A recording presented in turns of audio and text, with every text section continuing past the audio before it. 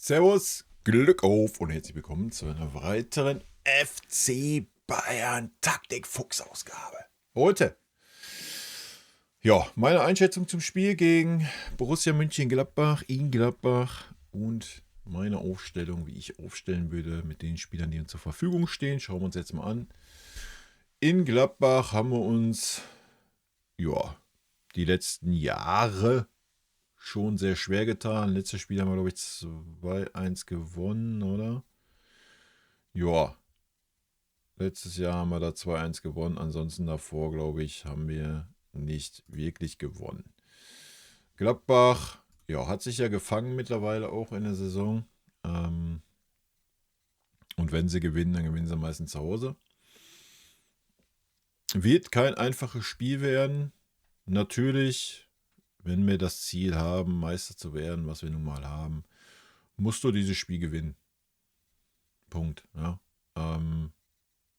Und es ist auch ein Spiel, was wichtig ist. Das erste Spiel nach der Mini-Winterpause, aber gerade auch bedingt durch die auslaufenden Verträge, egal welches. Wenn du jetzt ein Spiel unentschieden spielst, verlierst, wird direkt die Diskussion kommen. Ja, liegt es daran, dass die Spieler andere Gedanken im Kopf haben, bla, Sülz. Und dann kann das wirklich sich wieder in eine Richtung entwickeln, die wir alle nicht haben wollen beim FC Bayern. Von daher ist es ein sehr, sehr wichtiges Spiel. Es wird kein einfaches Spiel. Ich erwarte so ein bisschen ein Spiel wie in Frankfurt. Opa ist nicht da. Opa, der eigentlich der Führungsspieler da geworden ist in der Vierer-Abwehrkette. Da bin ich sehr gespannt. Elbeck hat es ordentlich gemacht im Testspiel, aber ja, das war auch kein Gegner, der uns nur ansatzweise defensiv gefordert hat. Das wird natürlich in Gladbach ein bisschen anders ausschauen. Ja.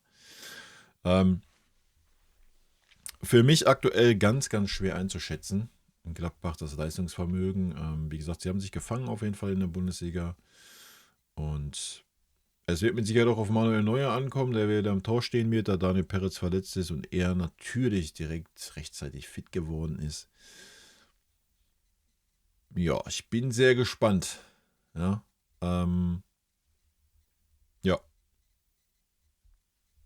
Ich kann es 0 einschätzen. Tippen werde ich 1-3. Ja, wild. Ohne Musiala fehlt uns in der Regel vorne auch was. Zum Glück ist ein Harry Kane mit dabei, der sich dann mal fallen lässt. Zum Glück wird ein Michael sehr wahrscheinlich spielen. So, dass schon ein bisschen Offensivpower da ist, aber das ist natürlich wieder so ein Ausfall, der uns ein bisschen wehtun wird. Was die Chancen jetzt nicht unbedingt steigern wird. Ich bin aber sehr gespannt. Ist doch kein Rumgeheule. Der Kader ist immer noch stark genug, um in Gladbach zu gewinnen. Ja, Punkt. Ja, da gibt es keine Ausreden eigentlich. Aber es ist mit Sicherheit kein einfaches Spiel. Von daher warten wir mal ab. Gut, gehen wir mal rein, wie ich aufstellen würde. Ja, Manuel Neuer ist natürlich, ja, anders geht's ja nicht. Ansonsten, während Peretz fehlt, hätte ich einen Peretz aufgestellt, auch selbst wenn Manuel Neuer fit wäre. Ja. Ulle ist auch wieder am Start, ist also der Ersatztorwart. Vierer Abwehrkette stellt sich ja von alleine auf, weil wir einfach keine Alternativen haben, beziehungsweise die Innenverteidigung. Es wird halt ein Eric Dyer sein und ein Minjay. Zack, zack, Opa gesperrt, von daher keine Option. Ja. Alternative ist ein Neon Goretzka. Ja. Für mich, bin gespannt, ob er Neon aufstellt im Mittelfeld. Wenn man die Testspielleistung nimmt, sollte das keine Überlegung wert sein. Und du brauchst natürlich auch irgendwie eine Alternative für die Innenverteidigung und dann wird es halt sehr dünn, ne? Wenn du Neon auch noch ins Mittelfeld aufstellst. Gut. Außen, ja, kommen wir leider nicht drum herum. Natürlich muss dann Fonsi bringen, weil alles andere nicht wirklich gerade in Saft ist. Und natürlich, ja, weiß ich, könnte natürlich auch über einen Guerrero nachdenken, den ich hier mal reinnehme. Und Guerrero hat mich bisher in dieser Saison auch eher enttäuscht wie alles andere. Bis auf die Anfangsphase, wo das Wechselspiel mit Kimmich wirklich gut war über die rechte Seite. Aber ansonsten war das wirklich wenig. Ja, rechte Seite wird es auf den Conny Leimer hinauslaufen. Stani natürlich noch nicht fit. Ja, ein Aznu spielt keine Rolle. Ein Aznu kannst du jetzt auch nicht gegen Gladbach reinwerfen, jetzt außer aus dem Nichts. Das hat man halt versäumt, den an diese Mannschaft ranzuführen. Ansonsten ist hier für Conny Leimer natürlich die einzigste Alternative, die wir gerade aufbieten können, auch ein Guerrero. Ja. Conny Leimer hat es ein bisschen besser gemacht, die letzten Spiele, aber das ist natürlich in der Defensive ein Unsicherheitsfaktor. Nach vorne hin, keine Frage, Conny Leimer bärenstark, gerade wenn er dann auch mal in die Mitte zieht oder sowas, aber das ist seine Posi. Ja, aber ansonsten ist da noch kein Spieler, den wir da jetzt safe hinstellen können auf die Rechtsverteidiger-Posi. Von daher würde ich aufgrund der letzten Spiele, die auf jeden Fall ein bisschen besser waren, auch Conny Leimer da hinstellen. Mein Guerrero war auch nicht wirklich überzeugend. Ja, das ist so das Thema. Was schade ist und ist halt auch nicht so im Spielfluss wie jetzt ein Conny Leimer, der die letzten Spiele da alle gemacht hat auf dieser Position. Ist aber natürlich genauso wie Fonzie Davies auf der anderen Seite defensiv ein Risiko. Ja, da brauchen wir nicht drüber reden. Ich weiß nicht, wann Conny Leimer jemals mal eine Flanke verhindert hat. Dasselbe gilt für Davies auf der anderen Seite. Also da werden wir, glaube ich, arge Probleme bekommen. Gut, über König Kimmich brauchen wir nicht diskutieren. Ja, war jetzt im Testspiel auch Dreh- und Angelpunkt, hat es wirklich gut gemacht. Die Standards waren gefährlich, alles tutti.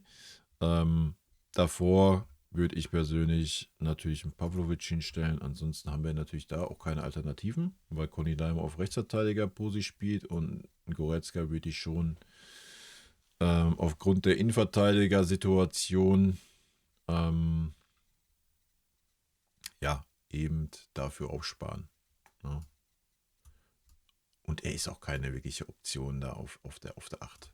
Ja, das hat das Testspiel gezeigt, in meinen Augen. Also. Und auch seine anderen Einsätze haben das gezeigt. Gut. Ja, rechte Seite stellt sich von alleine auf. Alter, da brauchen wir gar nicht drüber diskutieren. Ja. Die Konstante in der Offensive. Ja. Vorne haben wir natürlich Harry Kane. Auch das sollte klar sein. Und auf der linken Seite, ja, würde ich auch einen Leroy Sané bringen. Ja, keine Frage. Leroy Sané in dem Testspiel war es eine gute Leistung. Davor war es auch aufsteigende Form. Ja, Coman ist auch wieder fit. Hat mich jetzt aber auch noch nicht so überzeugt im Testspiel. Ich denke, auch bei Kompanie wird Leroy die Nase vorn haben. Und ich würde ihm auch erstmal beginnen lassen.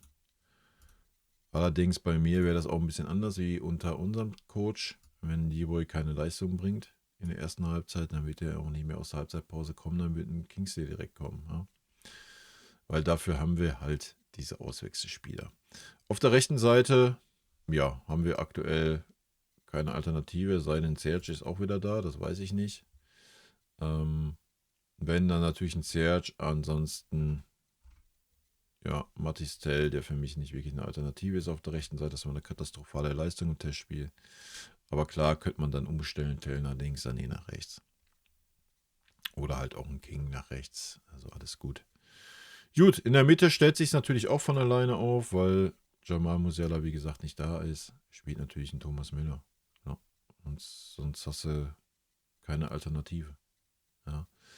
Und da sehen wir es auch schon. Auch im Mittelfeld haben wir dann maximal die Alternative Goretzka. Ja. Da wird es eng. Ja. In der Spitze, ja, haben wir dann nur die Alternative Matistel, der aber schon die Alternative für die rechte Seite ist. Auf der 10er-Position haben wir gar keine Alternative. Dafür, dass wir sonst immer super viele Alternativen haben, sieht das gerade mau aus. Ja, wir könnten natürlich hier Aznu reinschreiben. Wir könnten natürlich auch hier einen Ibrahimovic reinschreiben und dann sieht das ein bisschen besser aus vielleicht. Ich weiß auch nicht, ob ein Ibrahimovic auch die Mitte bedienen kann. Dann sieht es ein kleines bisschen besser aus, ja. Aber das sind natürlich Spieler, die wahrscheinlich gegen so ein Spiel wie gegen Gladbach eh keine Chance bekommen werden, außer die letzten 5, 6 Minuten oder sowas, ja. Weiß ich nicht. Palhinha nicht dabei. Könntest du mal kurz durchgehen. Stunny nicht dabei, Palhinha nicht dabei, Musiala nicht dabei, keine Alternativen. Ito nicht dabei. Ich weiß nicht, was mit dem Kretzig ist. Der sollte ja wieder da sein eigentlich, oder? Die Leihe wurde ja abgebrochen. Dann wäre er natürlich eine Alternative. Ja, Ibrahimovic, Guerrero, Goretzka, Gnabry, weiß ich nicht. Ist, glaube ich, nicht dabei. Bin mir aber nicht sicher. Ja, und das war's. Ja. Es sind wenig Alternativen, weil ja, ein Spieler wie Musiala vorne wegbricht und dadurch bricht natürlich eine Option mehr weg. Gnabry, der fehlt. Ja, ist immer noch eine gute Mannschaft. Ich gehe sogar davon aus, lass mich kurz gucken, ja, dass die Aufstellung 1:1 so sein wird, die auch ein Kompanie aufstellen wird. Ja, gehe ich absolut mit, weil wir einfach gerade keine adäquaten Optionen haben. Ja. Klar, man könnte hier noch sagen, keine Ahnung, könnte es ein Sané auf die 10 stellen und Koman auf die linke Seite. Koman sehe ich aber gar nicht in der Mitte. Und ein Leroy, wenn ich ehrlich bin, sehe ich auch nicht in der Mitte. Aber im Notfall könntest du das natürlich so handeln. Ja, das wäre meine Aufstellung. Wie gesagt, ich denke, ja, wir könnten über Leimer reden und wir könnten über Davis reden. Ich glaube, über alles andere, ja, über Sané könntest du mir auch reden, könntest du auch einen Koman hinstellen. Aber alles andere stellt sich von alleine auf. Alles andere ist alternativlos, ja, in meinen Augen. Du könntest natürlich einen Guerrero hinstellen und einen Aznu hinstellen, wenn du die Eier dazu hättest. Ich persönlich sehe das gegen Gladbach nicht, weil ja, ein Aznu gar nicht in diese Mannschaft integriert ist, was Spiele anbelangt und Guerrero die letzten Leistungen auch wirklich unterirdisch waren. Also von daher ist das meine Aufstellung oder wäre das meine Aufstellung. Haut mir wie immer gerne eure Aufstellung, euren Tipp rein. Mein Tipp ist 1-3. Ein bisschen Pech, vielleicht 2-3. Ich hoffe es zumindest. Es wird ein schwieriges Spiel, denke ich.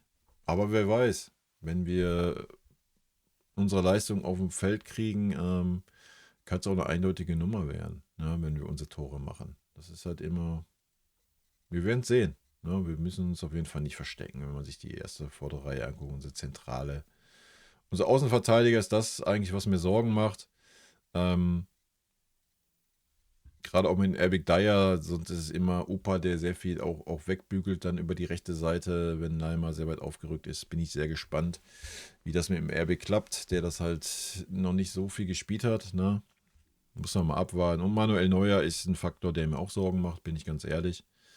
Bin ich sehr gespannt, wie er wiederkommt. Aber ich kann mir auch vorstellen, dass die Pause ihn gut getan hat in dem Alter. Mal abwarten. Gut, Leute, das ist meine Ausstellung.